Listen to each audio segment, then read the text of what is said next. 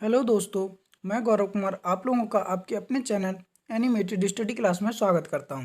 मैं आप लोगों के लिए 20 जनवरी के जो करंट अफेयर के क्वेश्चन बन सकते थे वो लेकर आया हूं, जो आपके होने वाले exam like SSC, CHSL, CGL, RRB, NTPC, UPSI, DRDO, MTS आदि में पूछे जा सकते हैं।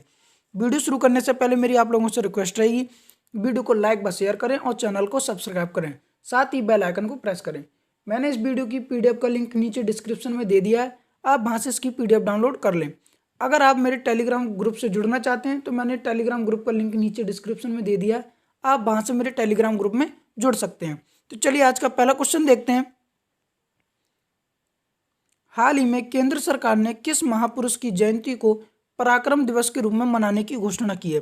तो अभी हाल ही में केंद्र सरकार ने नेताजी सुभाष चंद्र बोस की जयंती को पराक्रम दिवस मनाने के रूप में घोषणा की है।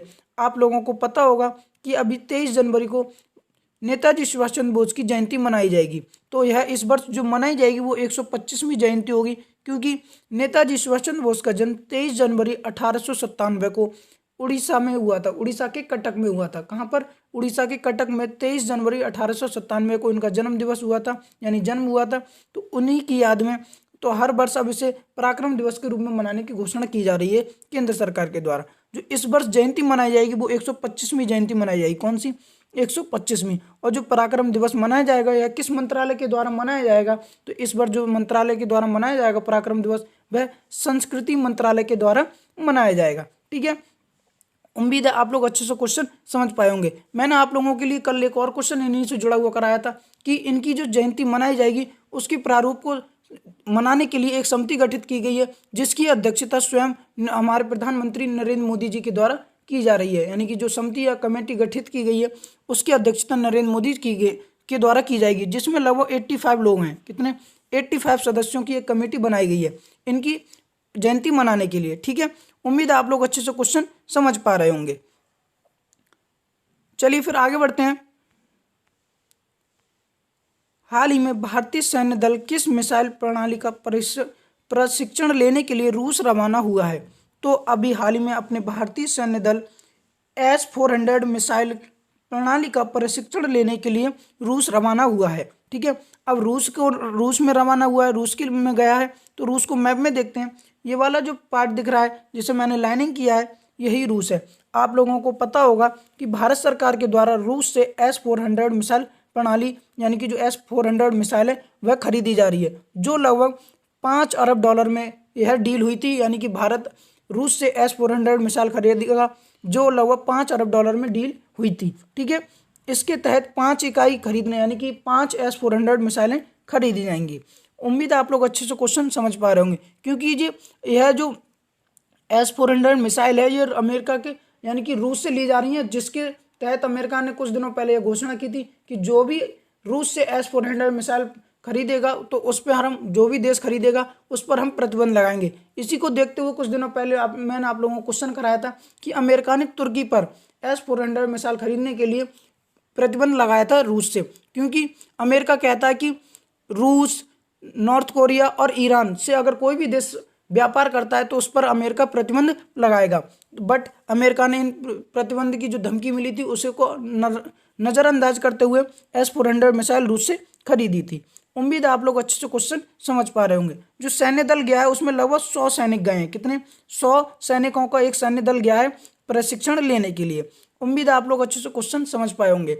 मैंने आप लोगों को कुछ दिनों पहले एक और क्वेश्चन रूस से जुड़ा हुआ कराया था कि रूस ने ओपन स्काई जो ट्रीटी थी उससे बाहर आने की घोषणा कर दी। यानी कि जो ओपन स्काई ट्रीटी है उससे रूस बाहर आ गया है। उम्मीद है आप लोग अच्छे से क्वेश्चन समझ पा रहे होंगे।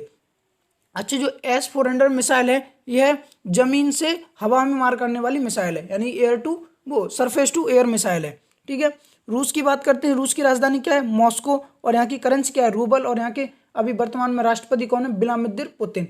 ठीक है, व्लादिमीर पुतिन से एक और क्वेश्चन बनता है कि यह है अब रूस के 2036 तक, कब? 2036 तक रूस के राष्ट्रपति बने रहेंगे। ठीक है, उम्मीद है आप लोग अच्छे से क्वेश्चन समझ गए होंगे। आगे बढ़ते हैं। हाल ही में भारत में कितने देशों को कोविड-19 वैक्सीन उपलब्ध कराने की घोषणा की है? तो अभी भारत ने लगभग 6 देशों के लिए कोविड-19 वैक्सीन उपलब्ध कराने की घोषणा की है।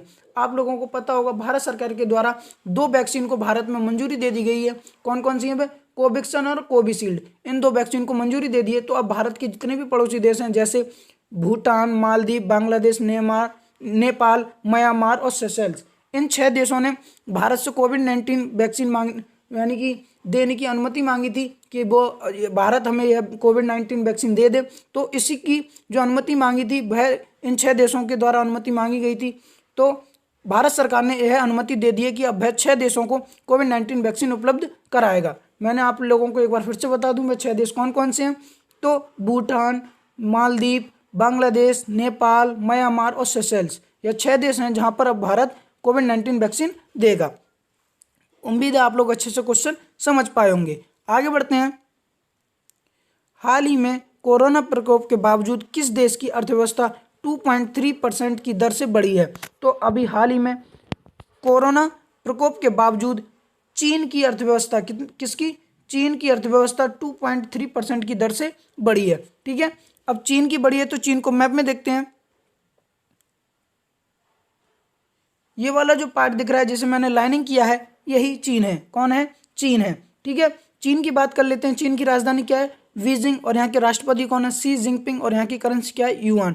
अब चीन से जुड़े हुए कुछ और पॉइंट हैं जो मैं आप लोगों को बता देता, क्योंकि अभी हाल ही में चीन ने मंगल मिशन कुछ दिनों पहले लॉन्च किया था, जो मैंने आप लोगों को क्वेश्चन भी कराया था।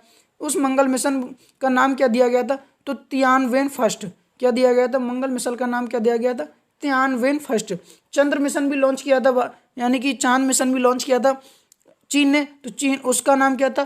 चेंग ही 5। क्या नाम था? चेंग ही 5। और अभी आप लोगों को मैंने क्वेश्चन भी कराया था कि चीन ने आर्टिफिशियल सूरज यानी कि कृत्रिम सूरज बनाया है, उसका नाम क्या दिया गया था? तो उसका नाम दिया गया था HL2M टोकामक। क्या दिया गया था? HL2M टोकामक, यह नाम दिया गया था। इतने पॉइंट मैंने आप लोगों को चीन से जुड़े हुए बताए हैं। उम्मीद है आप लोग अच्छे से क्वेश्चन समझ पाए होंगे। आगे बढ़ते हैं।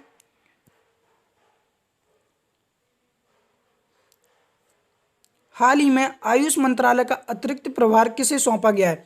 तो अभी हाल ही में आयुष मंत्रालय का अतिरिक्त प्रभार सौंपा गया है। जो हमारे अभी वर्तमान में खेल मंत्री हैं किरण रिजिजू, उनको यह आयुष मंत्रालय का अतिरिक्त प्रभार सौंपा गया है। अभी हाल ही में क्या हुआ था? जो आयुष मंत्रालय के केंद्रीय मंत्री हैं श्रीपद नाइक। कौन? श्रीपद नाइक। वह एक सड़क दुर्घटना में घायल हो गए थे और उनकी घायल होने के कारण किरण रिजिजू जो वर्तमान में खेल मंत्री हैं उन पर अतिरिक्त आयुष मंत्रालय का अतिरिक्त प्रभार सौंपा गया है। ठीक है, उस सड़क दुर्घटना में जो श्रीपद नायक है वह घायल हो गए थे और उनकी पत्नी और जो उनका कार ड्राइवर था वह उनकी मृत्यु हो गई थी। उनकी पत्नी और उनके कार ड्राइवर की मृत्यु हो गई थी। उम्मीद है आप लोग अच्छे से क्वेश्चन समझ पाए होंगे। आगे बढ़ते हैं। हाल ही में किस राज्य में राज्य का पहला राज्य स्तरीय उत्सव कलरव मनाया गया है? पक्षी उत्सव मनाया गया है, कलरव मनाया गया। तो बिहार राज्य का पहला राज्य स्तरीय पक्षी उत्सव कलरव मनाया गया है। ठीक है, अब यह मनाया कहाँ पर गया है? तो नागी नकटी पक्षी अभ्यारण्य में। कहाँ पर? नागी नकटी पक्षी अभ्यारण्य में मनाया गया है। और यह बिहार राज्य का पहला राज्य स्तरीय पक्षी उत्सव था जिसे कलरव कहा गया। क्या? कलरव। ठीक है, अब बिहार में मनाया गया। तो बिहार को मैप में देखते हैं। ये वाला जो रेड पार्ट दिख रहा है यही बिहार है। क्या है? बिहार। बिहार की बात कर लेते हैं। बिहार की राजधानी क्या है? पटना। और यहाँ के सीएम कौन है? नीतीश कुमार। कौन है? नीतीश कुमार। और यहाँ के गवर्नर कौन है? फागू चौहान। कौन है? फागू चौहान। और एक बार और फिर से बता दूं, यह किस अभ्यारण्य पक्षी अभ्यारण्य में मनाया गया था? तो नागी नकटी पक्षी अभ्यारण्य में इसे मनाया गया था।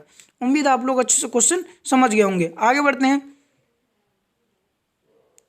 हाल ही में डॉक्टर बी शांता का निधन हो गया। वह किस क्षेत्र की स्पेशलिस्ट थी? तो अभी हाल ही में क्या हुआ है? एक डॉक्टर थी जिनका नाम था डॉक्टर बी शांता। यह एक लेडी थी जिनका निधन हो गया और यह ऑन्कोलॉजिस्ट थी। यानी कि जो ऑन्कोलॉजिस्ट क्षेत्र होता है, डॉक्टर की लाइन में एक लाइन होती है ऑन्कोलॉजिस्ट, उसमें यह स्पेशलिस्ट थी। ऑन्कोलॉजिस्ट कौन सी यानी साइट होती है? तो जो ऑन्कोलॉजिस्ट होती है वह कैंसर से संबंधित जितने भी यानी मामले होते हैं वो ऑन्कोलॉजिस्ट में देखे जाते हैं। ठीक है, आप इमेज में देख सकते हैं जो दिख रही हैं यही डॉक्टर बी शांता थी और यही ऑन्कोलॉजिस्ट थी। प्रतिष्ठित स्पेशलिस्ट ऑन्कोलॉजिस्ट थी। ठीक है, अब इनसे जुड़े हुए कुछ पॉइंट हैं, जैसे इन्हें 2005 में, कब, 2005 में रेमन मैग्सेसे पुरस्कार दिया गया था। कौन सा? 2005 में रेमन मैग्सेसे पुरस्कार दिया गया था। और 2015 में पद्म विभूषण, कब, 2015 में पद्म विभूषण पुरस्कार से सम्मानित किया गया था। इसीलिए यह इंपॉर्टेंट बन जाती हैं। उम्मीद है आप लोग अच्छे से क्वेश्चन समझ पाए होंगे। आगे बढ़ते हैं। हाल ही में भारतीय क्रिकेट टीम ने 32 साल बाद ऑस्ट्रेलिया को किस स्थान पर हराया है? तो अभी हाल ही में अपनी जो भारतीय क्रिकेट टीम है उसने 32 साल बाद ऑस्ट्रेलिया को ब्रिस्बेन में, किसमें? ब्रिस्बेन में हराया है। ठीक है, अब ऑस्ट्रेलिया में हराया है तो ऑस्ट्रेलिया को मैप में देखते हैं। ये वाला जो येलो पार्ट दिख रहा है यही ऑस्ट्रेलिया है। और ठीक है, ऑस्ट्रेलिया को ऑस्ट्रेलिया में जाकर ब्रिस्बेन में भारत ने 32 साल बाद हराया है। कितने साल बाद? 32 साल बाद हराया है। और वहाँ पर जो टेस्ट श्रृंखला खेली जा रही थी भारत और ऑस्ट्रेलिया के बीच, उसमें 2-1 से जीत दर्ज की है। कितनी? 2 टेस्ट मैच इंडिया ने और 1 टेस्ट मैच ऑस्ट्रेलिया ने जीता है। ठीक है, उम्मीद है आप लोग अच्छे से क्वेश्चन समझ पा रहे होंगे। अब ऑस्ट्रेलिया में हुई थी तो ऑस्ट्रेलिया की बात करते हैं। ऑस्ट्रेलिया की राजधानी क्या है? कैनबरा। क्या है? कैनबरा। और यहाँ की करेंसी क्या है? Australia dollar. और यहाँ के वर्तमान में प्रधानमंत्री कौन है? Scott Morrison. कौन है? Scott Morrison. उम्मीद है आप लोग अच्छे से क्वेश्चन समझ पाए होंगे। आगे बढ़ते हैं। हाल ही में जारी रिपोर्ट में सबसे कम स्कूल छोड़ने वालों की दर किस राज्य में? तो अभी हाल ही में एक रिपोर्ट जारी हुई है जिसमें सबसे कम स्कूल छोड़ने की दर केरल राज्य में। किसमें? केरल राज्य में। ठीक है, अब केरल में है तो केरल को मैप में देखते हैं। ये वाला जो रेड पार्ट दिख रहा है यही केरल है। ठीक है, यहाँ पर यह घोषणा की गई, यानी कि जो रिपोर्ट आई उसमें कहा गया है कि लगभग 17.06%, कितनी, यानी कि 17.06% मात्र यहाँ पर स्कूल दर छोड़ने की है, यानी कि बच्चों का स्कूल दर छोड़ने की है। अब केरल की बात कर लेते हैं। तो केरल की कुछ पॉइंट हैं तो वह मैं आप लोगों को बता दूं। यहाँ पर एक के फोन प्रोजेक्ट शुरू किया गया है, यानी कि लोगों के लिए फ्री वाईफाई उपलब्ध कराने के लिए के फोन प्रोजेक्ट शुरू किया गया। यहीं पर तिरंगा पहल शुरू की गई है। और यहीं पर जो कोविड-19 रोगी हैं उनके लिए कर्मी बोट रोबोट शुरू किया गया है। कोविड-19 रोगियों की देखभाल करने के लिए कर्मी बोट रोबोट शुरू किया गया है। और यहीं पर ब्रेक द चेन कार्टून शुरू किया गया था। और यहीं पर थयम त्योहार मनाया जाता है। और यहीं पर जो सबरीवाला मंदिर है वह भी केरल में ही है। ठीक है, केरल की बात कर लेते हैं। केरल की राजधानी क्या है? तिरुवनंतपुरम। और यहाँ के गवर्नर कौन है? आरिफ मोहम्मद खान। और यहाँ के अभी वर्तमान में सीएम कौन है? पिनराई विजयन। ठीक है, उम्मीद है आप लोग अच्छे से क्वेश्चन समझ गए होंगे। आगे बढ़ते हैं। विज्ञापनों में एकाधिकार के लिए गूगल ने किसके साथ गुप्त समझौता किया है? तो अभी हाल ही में विज्ञापनों में एकाधिकार के लिए गूगल ने फेसबुक के साथ, किसके साथ? फेसबुक के साथ समझौता किया है। ठीक है, बाजार में यानी कि जो मार्केट है उसमें प्रतिस्पर्धा को कम करने के लिए, खत्म करने के लिए यह एकाधिकार के लिए गूगल ने गुप्त समझौता फेसबुक के साथ किया। अब गूगल ने किया तो गूगल की बात कर लेते हैं। गूगल की स्थापना कब हुई? 4 सितंबर 1998 को। कब? 4 सितंबर 1998 को। वर्तमान में इसके सीईओ कौन है? सुंदर पिचाई। और इसका हेडक्वार्टर कहाँ पर है? कैलिफोर्निया, यूएसए में। उम्मीद है आप लोग क्वेश्चन समझ गए होंगे। आगे बढ़ते हैं। हाल ही में आसाम राज्य में स्वदेशी भूमिहीन लोगों को भूमि का पट्टा किसके द्वारा प्राप्त दिया जाएगा? तो अभी हमारे जो वर्तमान के प्रधानमंत्री हैं नरेंद्र मोदी, उनके द्वारा आसाम राज्य में जो स्वदेशी भूमिहीन लोग हैं उन लोगों को पट्टा दिया जाएगा। स्वदेशी भूमिहीन लोगों से तात्पर्य है ऐसे लोग जिन लोगों पर भूमि नहीं है खेती करने के लिए, तो उन लोगों के लिए खेती करने के लिए भूमि दी जाएगी। तो यह भूमि नरेंद्र मोदी जी के द्वारा दी जाएगी।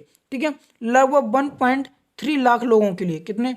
1.3 लाख लोगों के लिए यह पट्टा दिया जाएगा। ठीक है, आसाम से कुछ जुड़े हुए पॉइंट है तो आसाम को पहले मैप में देख लेते हैं। ये वाला जो रेड पार्ट दिख रहा है यही आसाम है। आसाम की बात कर लेते हैं।